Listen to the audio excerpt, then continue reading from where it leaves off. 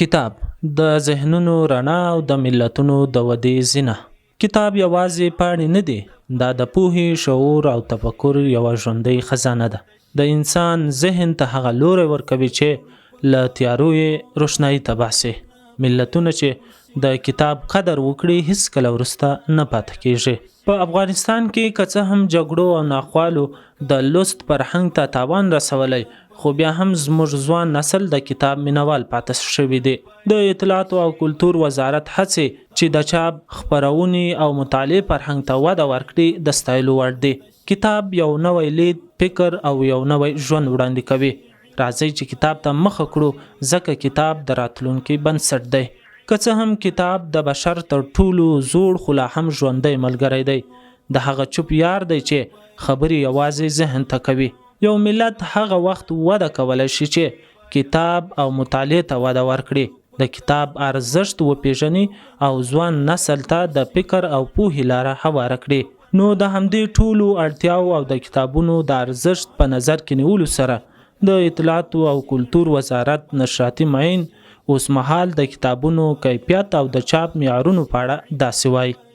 د اطلاعاتو فرهنګ وزارت نشراتي معاینات چې د کتاب د چاپولو، نشر او توزیع چارې ورلغاړه دي، همدا ډول نظارت یې په بازار کې ورلغاړه دي. په ټوله کې موږ هڅه او کوشش دا کړی چې کتابونه په ښه معیار باندې چاپ شي. تر ټولو لومړی د قرآن عظیم شان د چاپ لپاره موږ ځینې معیارونه ټاکلي دي چې باید پر ښه کاغذ باندې په اعلی صحافت باندې باید چاپ شي. همدا ډول نور کتابونه باید په داسې یو ډول باندې چاپ شي او نشر شي چې هغه د هغه کسان چې کتابونه مطالعه کوي د هغوی توجه ځان ته راجلب کړي. په دې برخه کې کار شوی دی، د ناشرانو سره، د کتاب خپرونکو سره خبرې او مجلسونه شوي دي. همدا ډول د دوی د حمایت لپاره او د دې لپاره چې کاغذ په مناسب او ارزانه قیمت باندې زموږ ناشرانو ته پیدا شي، موږ د بېلابېلو ادارو سره وخت په وخت مجلسونه کړي دي. د کتابونو د ارزونې کمیسیون هغه پر څو مواردو باندې کار کوي. هغه کتابونه چې د بهره څخه هېواد ته واردېږي، هغه کتابونه تر نظر ایستل کېږي چې داسې کتابونه نه وي چې هغه زموږ د کلتور او عنعناتو سره، همدا ډول زموږ د اسلامي ارزښتونو سره په ټکر کې نه وي. دلته د پرتو قومونو ترمنځ کرکې او نفاق ته لمن ونه وي. موږ د بازار څخه مسلسل نظارت کوو. هغه خلک چې کتابونه لیکي، لیکوالان وي، هغوی ته مشورې ورکوو وخت پر وخت باندې چې دوی په ښه ډول باندې معیاري کتابونه ولیکلی شي. د اطلاعاتو او کلتور وزارت له لورې په مرکز او ولایتونو کې د کتابونو میلو جوړول او د کتابتونونو فعالول هغه اقدامات دي چې هدف یې د مطالعې دود ته وده ورکول دي. د دې لپاره چې د مطالعې فرهنګ په ټولنه کې وده وکړي. بدبختانه په افغانستان کې تر ډېره پورې زموږ خلک د کتاب د مطالعې سره شوق، علاقه نه لري. په دې برخه کې موږ بېلابېل پروګرامونه تر لاس لاندې نیولي، د کتاب نندارتونونه، همدا ډول مسابقې په مرکز او ولایتونو کې، همدا ډول د رسنیو له لارې سره زموږ ځوانان او لوستی قشر هڅول چې دوی کتاب مطالعه کړي او د کتاب مطالعې ته وخت ورکړي. په دې برخه کې انشاءالله تر ډېره پورې یو اندازه پرمختګ هم شوی دی. بیا هم دا بسنه نه کوي او موږ په دې برخه کې کار کوو. همدا ډول د پوهنتونونو د استادانو څخه، د علمای کرامو څخه او د نورو مخورو اشخاصو څخه هیله او غوښتنه دا ده چې خلک د کتاب مطالعې او لوست ته وهڅوي. له بلې خوا د اطلاعاتو او کلتور وزارت اړوند د عامه کتابتون رئیس حافظ نعمت الله منتظر وایي چې په کتابتونونو کې د خلکو د غوښتنو سره سم کتابونه برابروي. هغه له خلکو وغوښتل چې په خپلو کورونو کې اضافه کتابونه عامه کتابتونونو ته وړي. ترڅو د مطالعې په موخه ورڅخه استفاده وشي.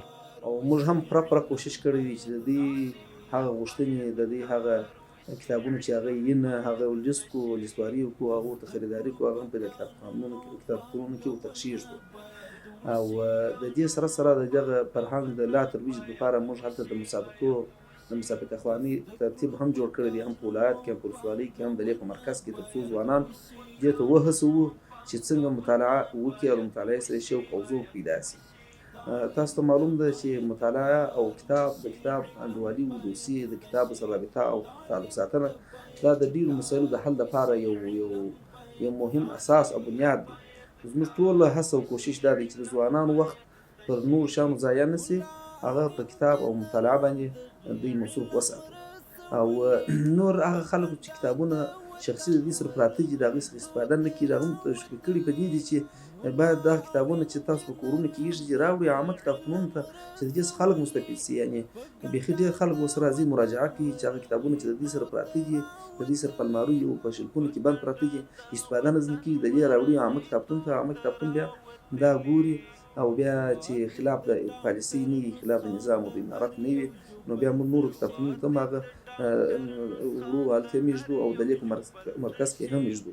ښاغلی منتظر د هغو کسانو په شمیر کې د زیاتوالي یادونه وکړه چې د مطالعې په موخه عامه کتابتونونو ته ورځي.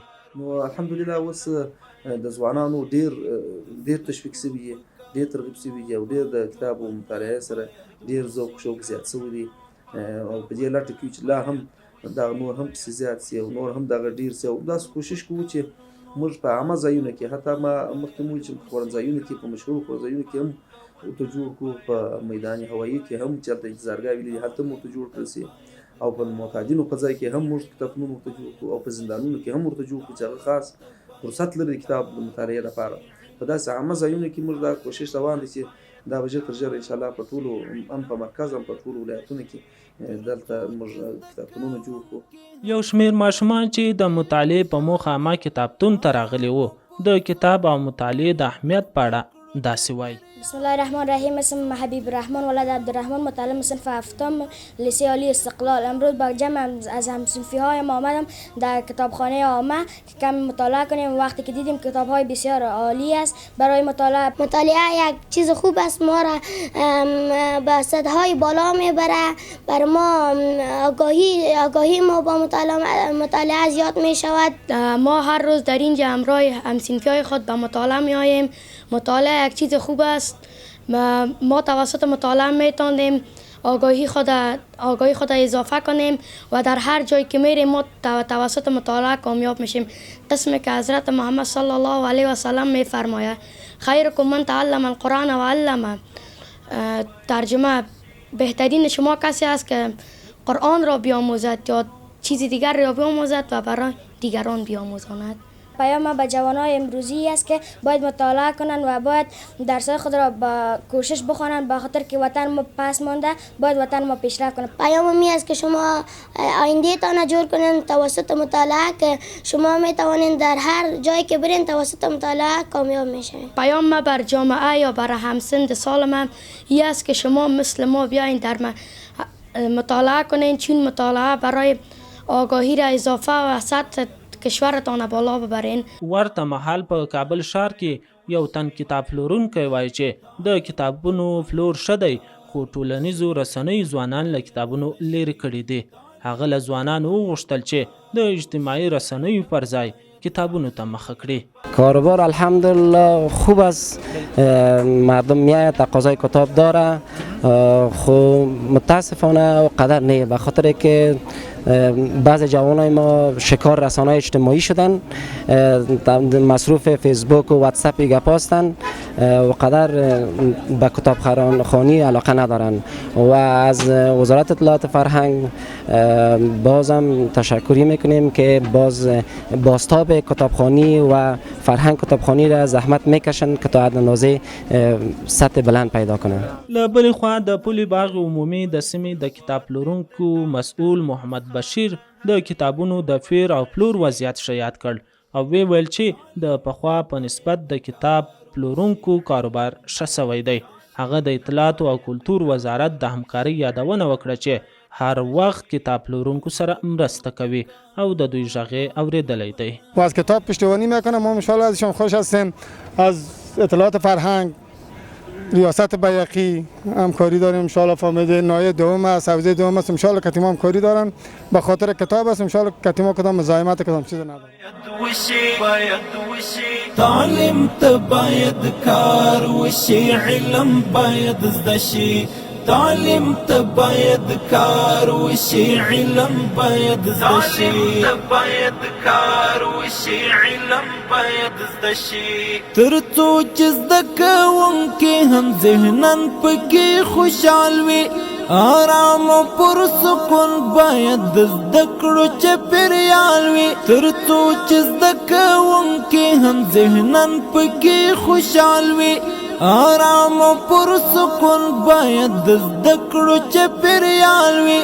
آرام او پرسکون باید د زده کړو چاپېریال وي. کلیم الله ذاکر است تشویق دی ور سره شي. کلیم الله ذاکر است تشویق دی